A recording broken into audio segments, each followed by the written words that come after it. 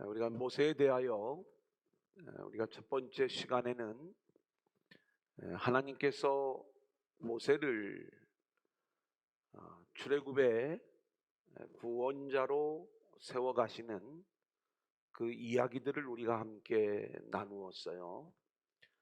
모세의 출생을 보면 굉장히 비극적인 역사 속에서 모세가 태어나게 되잖아요.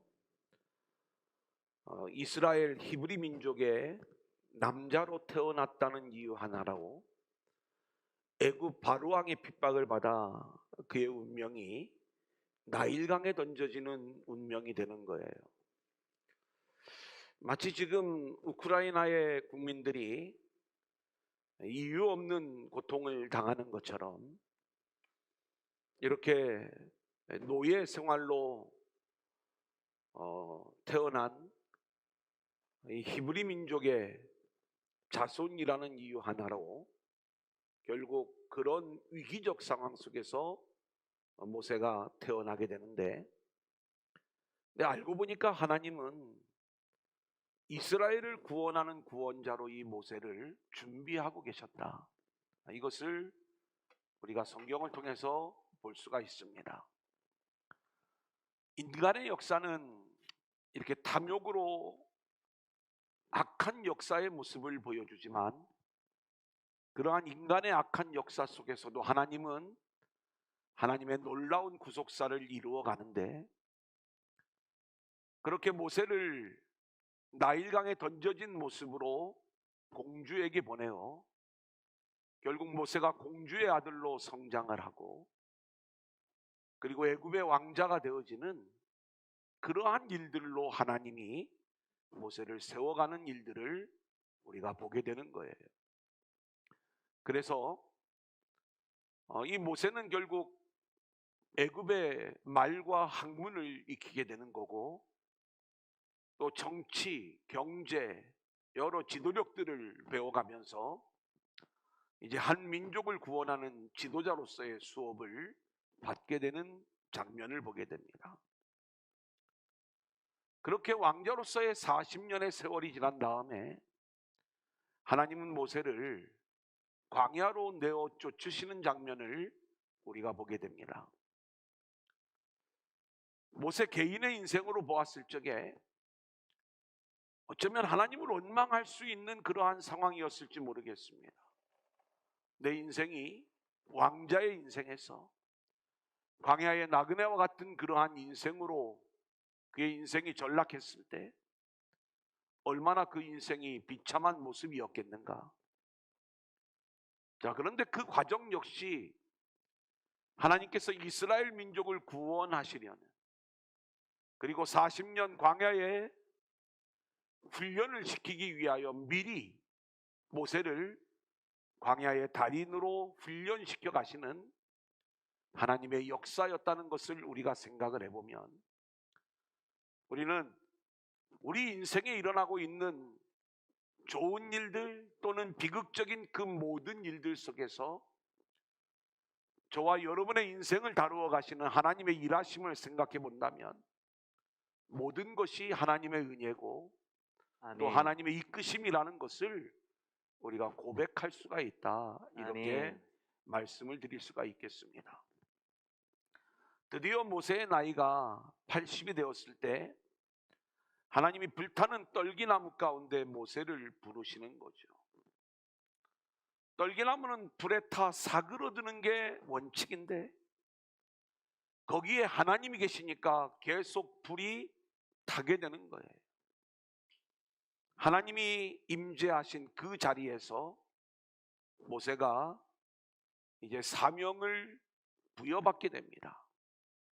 오늘은 그렇게 사명을 부여해 주시는 하나님의 요구 앞에서 모세가 하나님을 거역하는 모습, 하지만 그렇게 거역으로 끝나는 것이 아니라 하나님은 계속해서 모세를 설득하시면서 결국 사명을 감당하는 그러한 사명자로 모세를 세워가는 이야기. 오늘 말씀의 제목이 피 흘리는 남편인데 모세가 이렇게 이스라엘의 피 흘리는 남편이 되어 온 이스라엘을 구원하는 구원자로 세워지는 이야기. 오늘 이 내용을 우리가 함께 나누기를 원하는 거예요. 자, 그러면 우리가 먼저 3장 10절부터 12절까지의 말씀 이제 우리 한번 같이 읽어볼까요? 시작. 이제 내가 너를 바로에게 보내어 너에게 내 백성 이스라엘 자손을 애굽에서 인도하여 내게 하리라. 모세가 하나님께 아뢰되 내가 누구이기에 바로에게 가며 이스라엘 자손을 애굽에서 인도하여 내리이까. 하나님이 이르시되 내가 반드시 너와 함께 있으리라. 내가 그 백성을 애굽에서 인도하여 낸 후에 너희가 이 산에서 하나님을 섬기리니 이것이 내가 너를 보낸 증거니라. 여러분, 모든 인생은 그 인생을 향한 하나님의 계획이 있는 거죠. 아멘. 모세를 향한 하나님의 계획은 그를 출애굽의 지도자로 세우셔서 당신의 백성들을 구원하시고자 하는 일이었어요.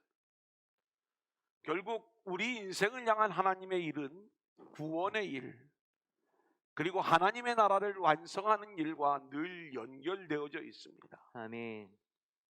우리는 늘 저와 여러분의 인생들도 마찬가지인데 하나님은 그렇게 저와 여러분의 인생을 통해서 하나님의 놀라운 구원의 역사, 그리고 하나님 나라의 완성의 역사를 이루어 가시는 이 일들을 하나님이 하시기를 원하시는 거예요. 아멘. 이게 우리 인생을 향한 하나님의 계획이었던 것이죠. 하나님은 충분히 하나님의 때가 되어 모세가 준비되었다라고 생각을 하는데 오늘 말씀을 보면 모세는 계속해서 하나님의 요구를 거절하고 있는 장면을 보여줍니다. 나는 부족합니다. 나는 아직 준비가 안 되었습니다. 나는 그 사명을 감당할 수 없습니다.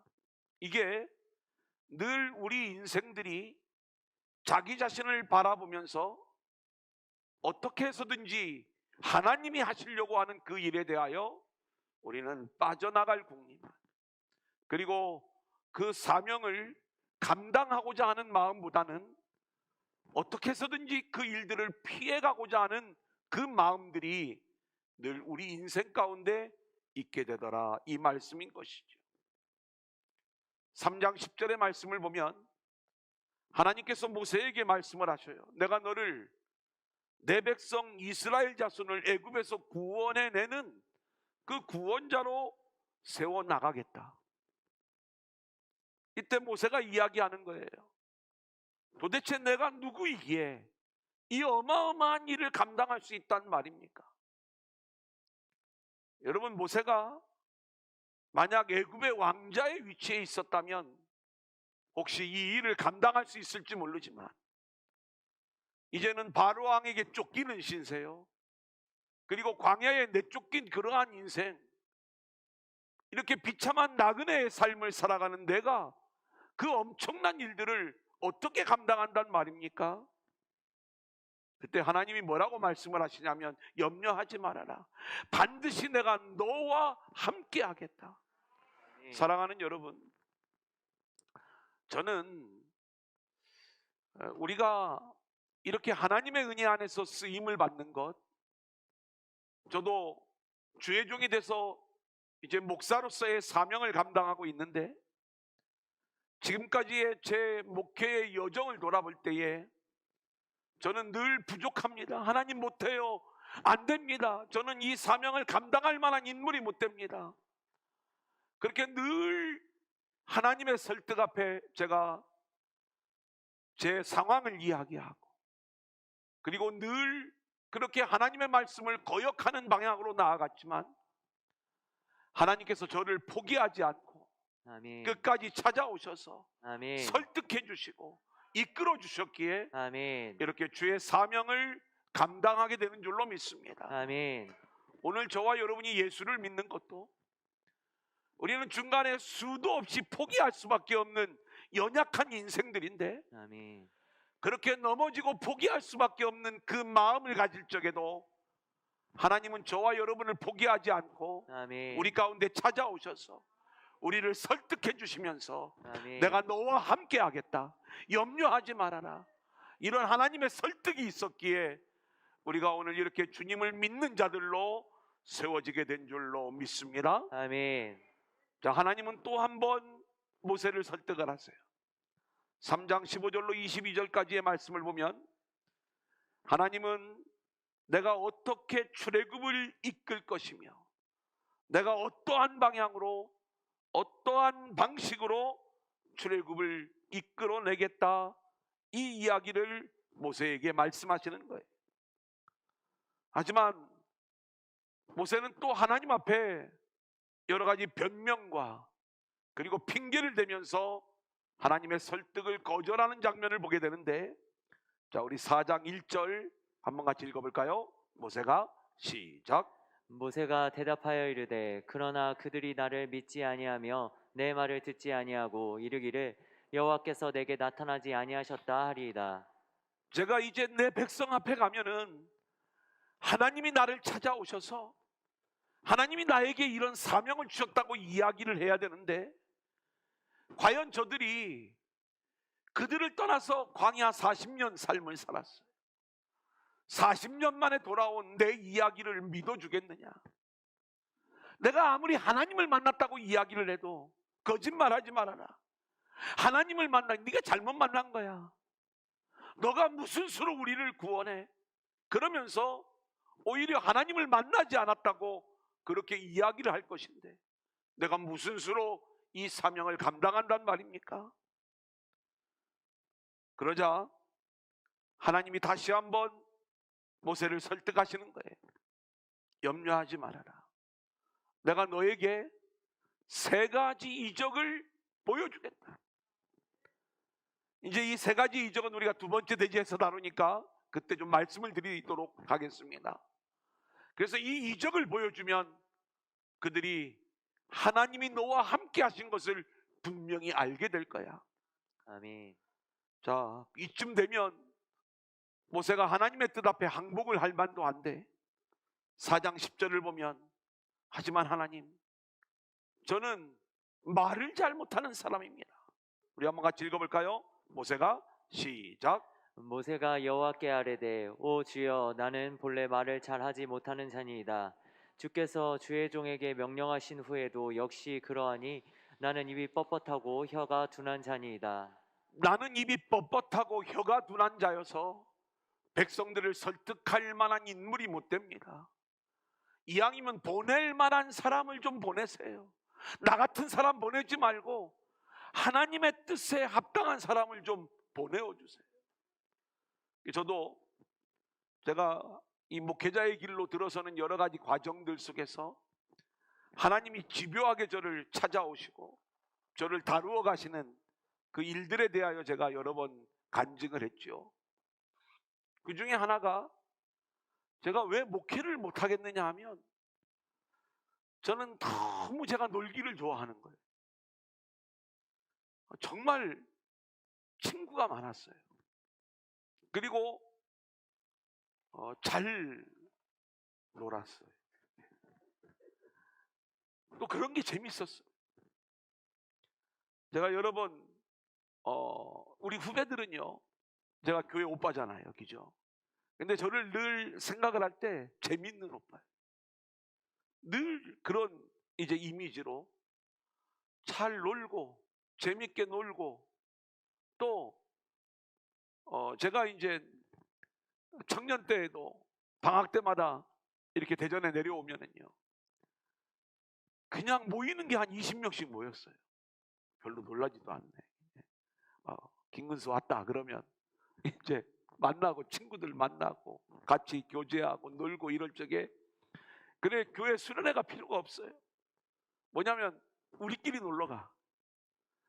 야, 우리 이제 방학인데 1박 2일로 또 2박 3일로 교회 뭐 여러 가지 수련회도 있고 여러 가지 내용들도 있지만 그거 다 하고 또 우리끼리 이제 놀러 갔어도 거기서도 정말 재밌게 그렇게 같이 교제하고 그랬던 이제 제 경험이 있어요.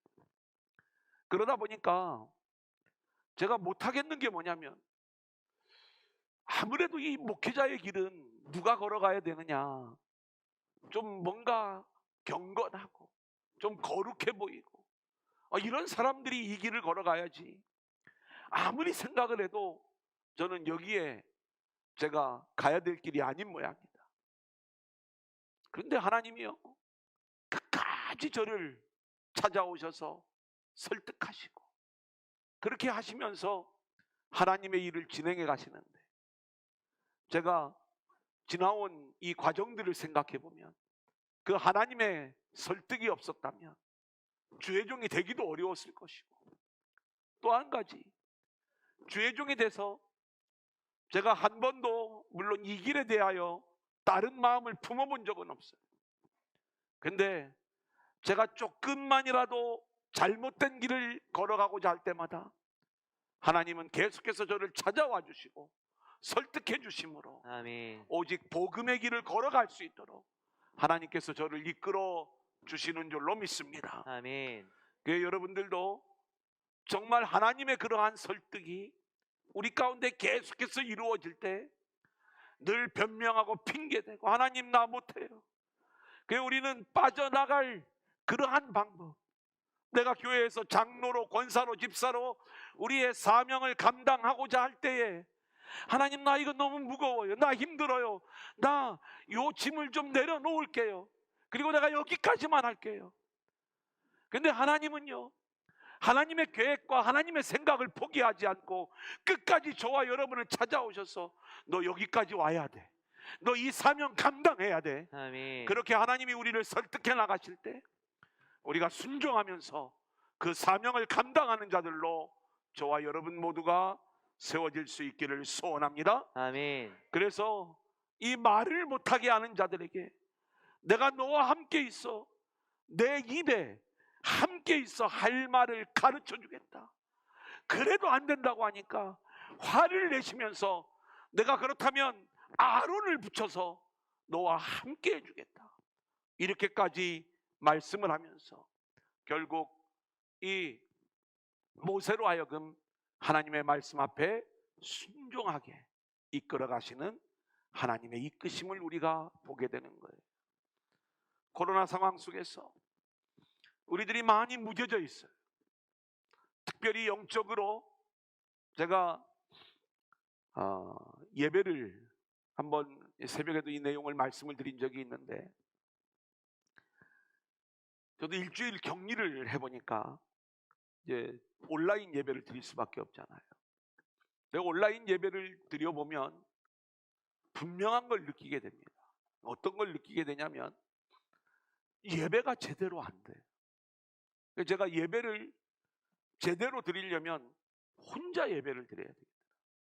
내 방으로 들어가서, 그리고 화면을 켜고 거기에서 집중하면서 예배를 드릴 때, 그때에서야 이제 예배의 그 어떤 영적인 흐름을 느낄 수가 있고, 그리고 우리가 그 온라인 상에서 지금도 같이 예배드리는 많은 분들이 지금 비대면으로 이 내용들을 보고 계실 터인데, 근데 그 안에도 분위기가 있어요. 그냥 예배합니다, 이걸로만 끝나는 그러한 예배가 있고, 또 그 예배 안에 어떻게 해서든지 하나님이 주시는 은혜를 함께 나누려고 하는 그 은혜의 흐름들이 그 안에 있는 그러한 부분들이 있어요. 그래서 우리가 예배를 드릴 적에도 대충 그렇게 예배를 드리려고 하면 안 돼요. 또 한 가지는, 그런데요, 주일에는요 제가 교회를 나오지 않으니까 너무 마음이 무거운 거예요. 근데 이것도요, 여러 번 안 나오다 보면 그냥 마음이 무뎌질 것 같아요. 그래서 제가 우리 비대면으로 예배드리는 분들에게 부탁을 드리는 것은, 그게 내가 부득불 그 자리에서 비대면으로 예배를 하는 거지, 우리가 현장에 나와서 하나님을 예배하는 그 예배의 자리를 갈망하는 이 마음들이 우리 가운데 있어야 되고요.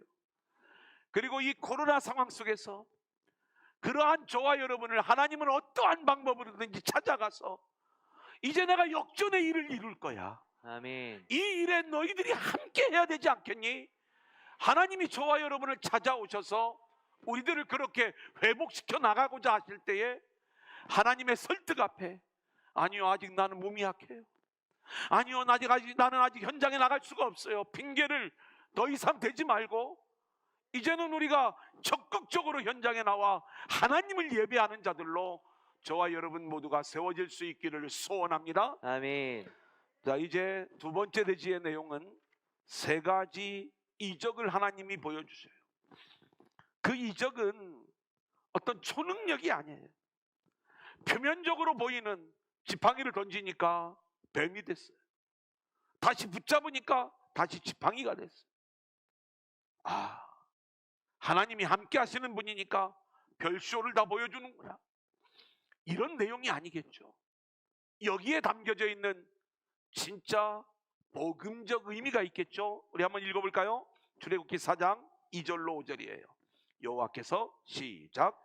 여호와께서 그에게 이르시되 내 손에 있는 것이 무엇이냐? 그가 이르되 지팡이니이다. 여호와께서 이르시되 그것을 땅에 던지라 하시매 곧 땅에 던지니 그것이 뱀이 된지라. 모세가 뱀 앞에서 피하매 여호와께서 모세에게 이르시되 내 손을 내밀어 그 꼬리를 잡으라. 그가 손을 내밀어 그것을 잡으니 그의 손에서 지팡이가 된지라.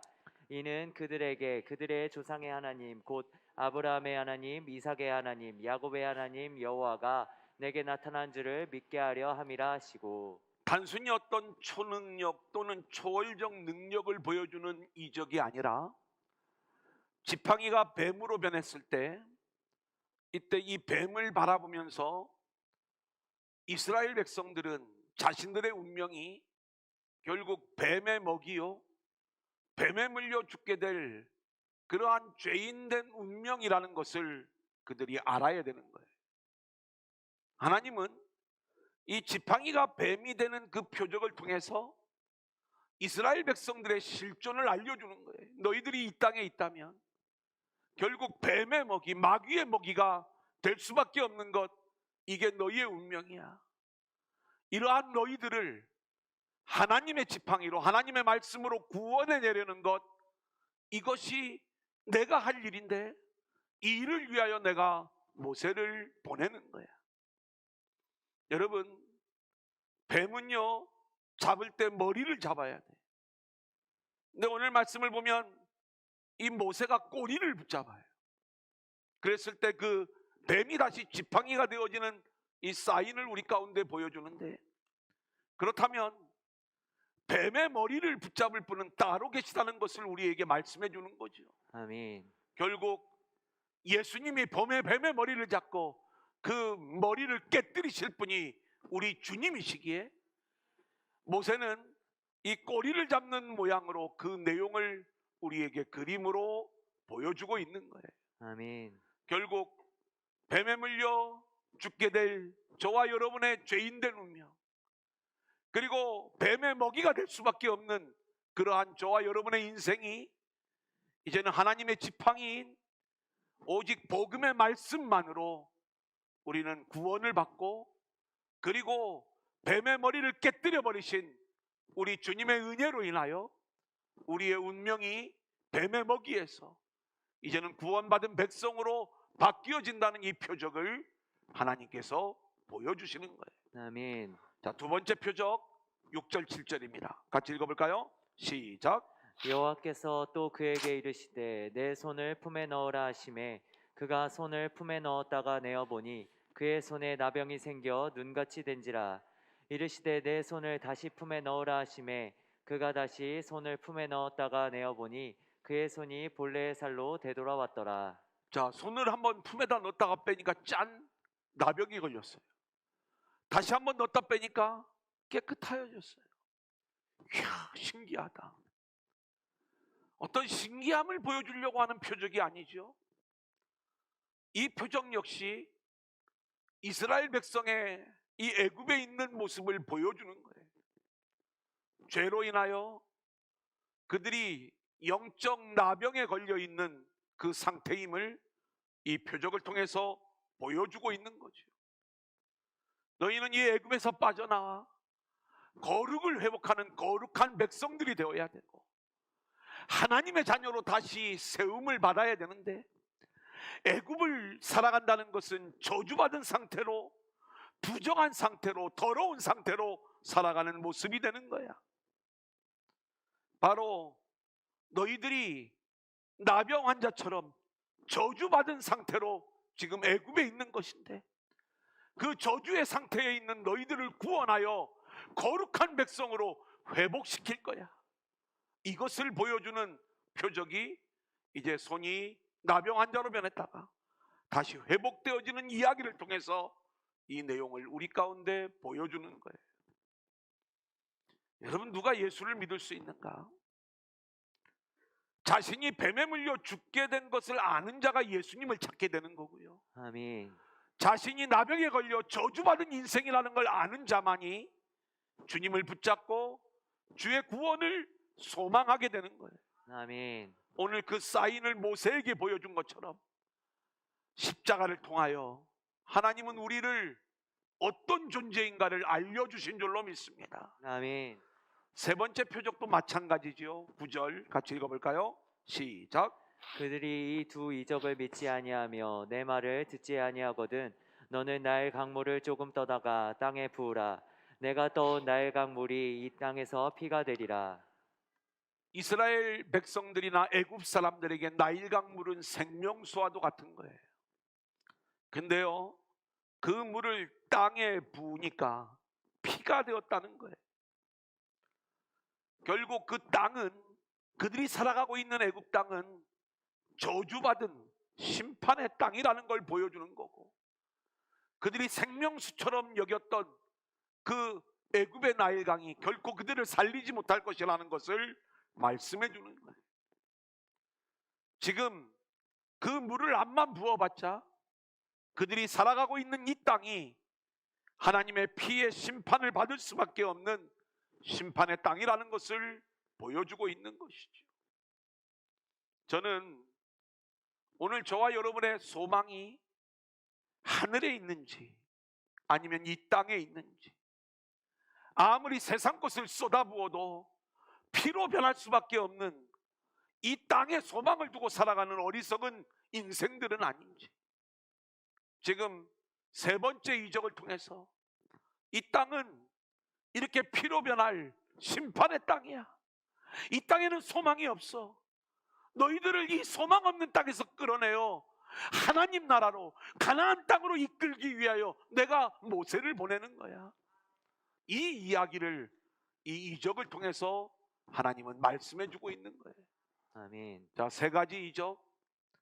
뱀에 물려 죽게 된 세상, 뱀의 먹이가 된 우리의 인생들, 나병에 걸린 저주받은 우리의 모습들, 그리고 피로 물들어버린 심판받을 이 땅의 모습들, 여기에서 우리를 구원하시기 위해 하나님이 모세를 보내신 것처럼 하나님이 예수님을 우리 가운데 보내어 주신 줄로 믿습니다. 아멘. 이제 그 피로 물든 이 세상을 구원하는 이 진짜 피 흘리는 남편의 이야기, 우리 마지막 대지 함께 보도록 하겠습니다. 이제 모세가 하나님의 말씀에 설득당하고 순종하면서 이제는 애굽으로 나아가는 장면을 보게 돼요. 여러분, 얼마나 우리가 기대하는 장면이었습니까? 계속해서 하나님, 나 못해요. 나는 그럴 만한 인물이 못 돼요. 보낼 만한 사람을 좀 보내세요. 막 이런 얘기를 할 때는 한데 막 좀 줘받고 싶은 그러한 마음이 들었을 텐데, 이제 순종하면서 애굽으로 가족과 함께 가는 거예요. 그런데 정말 이해하기 어려운 일을 하나님이 하세요. 오늘 본문입니다. 24절로 26절 같이 볼까요? 시작. 모세가 길을 가다가 숙소에 있을 때 여호와께서 그를 만나사 그를 죽이려 하신지라. 십보라가 돌칼을 가져다가 그의 아들의 포피를 베어 그의 발에 갖다 대며 이르되 당신은 참으로 내게 피난 편이로다 하니 여호와께서 그를 놓아주시니라. 그때 십보라가 피난 편이라 함은 할례 때문이었더라. 모세가 자기 아내 십보라와 그리고 아들들과 함께 애굽으로 가는 중이에요.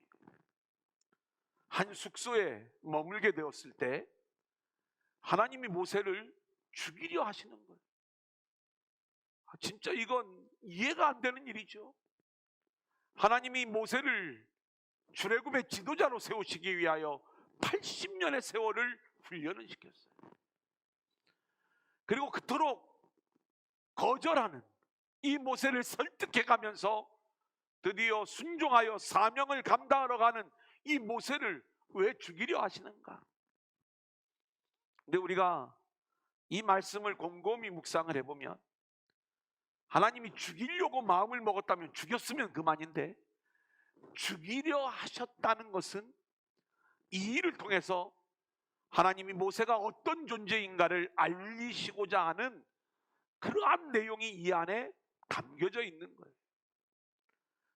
하나님이 모세를 죽이려 할 때 모세의 아내 십보라의 행동이요, 굉장히 의미 있는 행동을 하게 됩니다.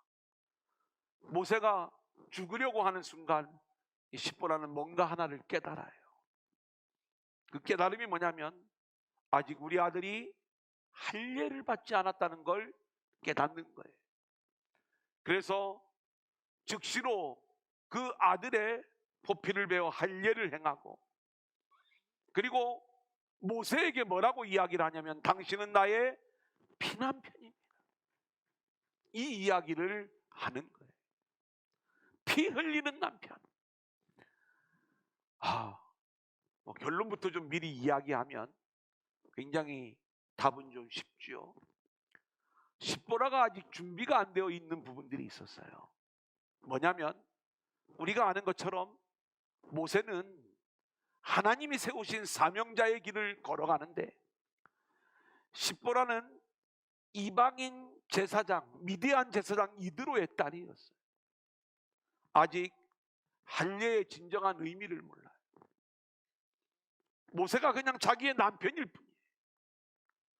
그의 입에서 당신은 나의 피 흘리는 남편입니다라고 하는 이 고백을 하나님이 받아내시면서 모세는 십보라에게도 피 흘리는 남편이고, 그리고 애굽에서 저주받아 죽어야 되는 이스라엘 백성들에게 지금 피 흘리는 남편의 모습으로 사명을 감당하기 위하여 가는 자라는 것을 알게 해주시는 이야기가 이 내용 속에 담겨져 있는 거예요.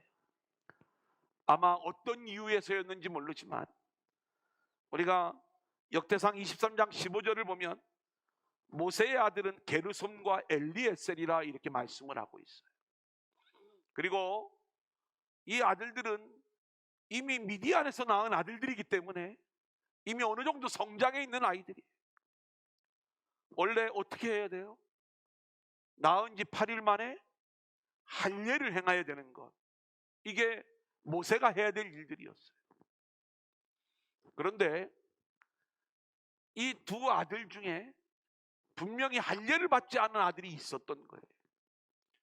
이제 학자들, 주석가들에 의하면 게르솜은 처음 할례를 행했을 것이다. 근데 이 둘째 아들인 엘리에셀은 아직 할례를 행하지 않은 그러한 상태였을 것인데, 그 할례를 행하지 않은 그 이유에는 아마 십보라의 영향이 있었을 것이다. 그러니까 이방인 제사장의 딸로서 이 할례를 이해하지 못하고 뭔가 반대하는 그러한 상황들이 있었기 때문에 아직 이 할례를 행하지 못한 그러한 상태에서 하나님이 모세를 죽이려고 했을 때에 이 십보라가 깨달은 바가 있었던 것이죠. 내가 하나님 앞에 온전히 순종하지 못했던 것. 그래서 그 아들을 할례를 시키고, 그리고 그 남편에게 당신은 나의 피남편입니다, 나의 피 흘리는 남편입니다를 고백하는 순간에 하나님께서 모세를 살려주시는 거예요. 그리고 성경에서 26절에 보면 그때의 십보라가 피남편이라 함은 할례 때문이었더라, 이렇게 말씀을 하고 있는 거예요. 자, 거기 동그라미 4번을 보세요. 읽고 제가 설명을 드릴게요. 십보라가 자원을 했는지 마지못해서 아들에게 할례를 행했는지는 모르지만 이 십보라가 이렇게 외치고 있어요. 당신은 나에게 피 흘리는 남편입니다. 이 피 흘리는 남편이라는 것은 아주 깊은 구속사적 의미를 품고 있는데, 자 4장 23절 먼저 볼까요? 왜 하나님은 모세를 보내시는가? 내가 시작. 내가 내게 이르기를 내 아들을 보내주어 나를 섬기게 하라 하여도 내가 보내주기를 거절하니 내가 내 아들 내 장자를 죽이리라 하셨다 하라 하시니라. 자, 우리가 아는 것처럼 하나님은 모든 이스라엘의 장자는 하나님의 것이. 우리가 이제 이 원리들을 우리가 아는 거잖아요. 자, 그런데 이스라엘 백성들을 구원하시기 위하여 하나님이 모세를 보내시는데, 그 이스라엘 백성들 모두가 다 하나님의 아들이기 때문에 하나님은 당신의 아들을 찾기를 원하시는 거예요.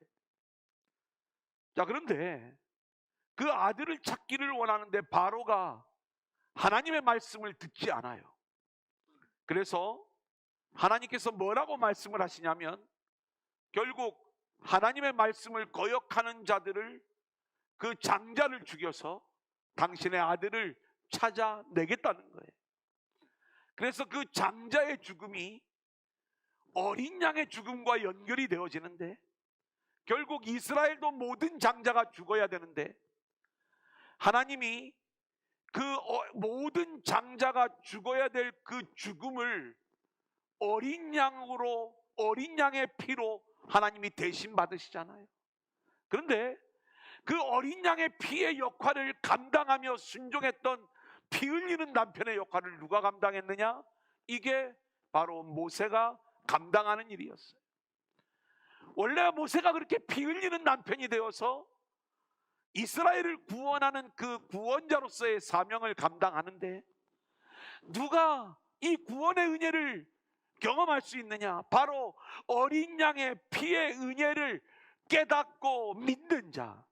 그래서 그 피를 문임방 또 설주에 바른 자들만이 결국 그 생명을 구원받을 수가 있었잖아요. 아멘. 이 이야기는 어떤 이야기냐? 우리로 말하면 우리에게 피 흘리는 남편은 예수 그리스도예요. 아멘. 그 예수님으로 말미암아 우리가 구원을 받는데, 누가 구원을 받을 수 있는가? 예수 그리스도의 십자가에 담겨져 있는 하나님의 구원의 언약을 믿고 깨닫는 자. 아멘. 그래서 하나님의 언약 안에 있는 자가 피 흘리는 남편인 예수의 은혜를 우리가 받을 수가 있는 거예요. 그게 어린 양의 피의 은혜를 믿는 자지요. 이게 언약 백성이에요. 그 언약 백성은 누구예요? 내 몸에 언약의 흔적을 갖는 게 할례인 거예요. 그래서 할례를 행했다는 것은 어떤 의식이 아니라 하나님의 구원의 은혜를 내가 깨달아 알고, 그리고 그 하나님이 구원해 주시는 그 구원의 원리를 우리가 아는 자만이 어린 양의 피의 은혜를 붙잡게 되는 것이고, 그 어린 양의 생명과 모세의 생명, 그리고 장자의 생명이 함께 연결되어져 있는 이 내용을 말씀해 주는 거예요. 아멘. 그래, 우리가 왜 하나님이 갑자기 모세를 죽이려고 하시는가? 피 흘리는 남편으로 이 땅에 오셔서 우리를 위하여 피를 흘려주시고 부활하신 주님의 은혜로 인하여 우리가 구원함을 받게 되잖아요. 이 그림을 모세가 그대로 보여주는 거예요. 모세는 지금 피 흘리는 남편으로 가는 거예요. 모세가 죽어야 돼요. 그렇게 생명을 다해서, 자기의 생명을 바쳐서 이스라엘을 구원하는 그 일들을 진행을 해요. 물론 하나님은 모세의 생명이 아닌 어린 양의 생명으로 이스라엘을 구원해내지요. 근데 실제로 모세의 사명은 바로 그 피 흘리는 어린 양처럼 피 흘리는 남편이 되어서 하나님의 아들들을 구원해내는 이 놀라운 사명을 감당하는 자가 십보라 네 남편이야. 그게 모세야. 지금 이 어마어마한 사명을 감당하기 위하여 애굽으로 가고 있는 거야. 이것을 알려주기 위하여 하나님께서 모세를 죽이려고 하셨던 거예요. 우리는 이제 이 모든 과정들을 통해서 오늘 이 시대 저와 여러분이 그렇게 저주 가운데 심판받아 마땅한 자들이었지만 하나님께서 저와 여러분을 아들로 살리시고 아들로 부르시기 위하여 아멘. 우리에게 피 흘리는 남편이신 예수님을 보내어 주셨다는 것, 아멘. 우리가 이 사실을 믿음으로 고백하면서 그 주님의 십자가를 붙잡고 언약 백성이 되어 구원받은 자들로 세워지는 저와 여러분들이 될 수 있기를 주님의 이름으로 간절히 축원합니다. 아멘.